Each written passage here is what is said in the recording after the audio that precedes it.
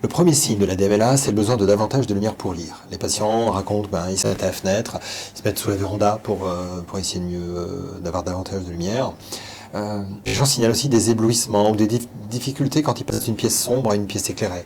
Ou la situation en voiture, quand on passe dans un tunnel, les gens ne voient plus rien dans le tunnel et sont éblouis à la sortie du tunnel.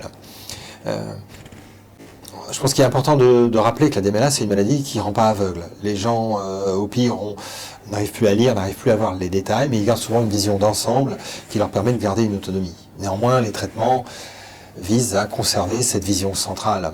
On peut regarder sur un œil normal, avec ici le nerf optique, les principaux vaisseaux. Ce qu'on appelle la macula, c'est toute cette zone. Et ici, la foveola, la zone centrale, marquée par un petit pigment un petit peu sombre, c'est la zone qui permet d'avoir l'acuité visuelle. Donc la dégénérescence maculaire liée à l'âge va atteindre cette zone centrale en premier lieu.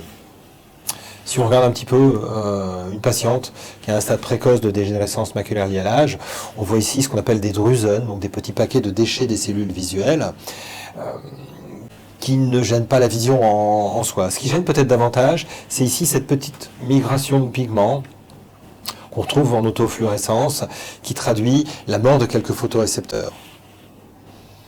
On peut regarder en OCT. L'OCT permet de mesurer l'épaisseur de la rétine et on va retrouver les drusen dont on parlait sur la coupe un petit peu oblique ici. Mais vous voyez qu'à ce stade-là, la zone toute centrale est vraiment respectée.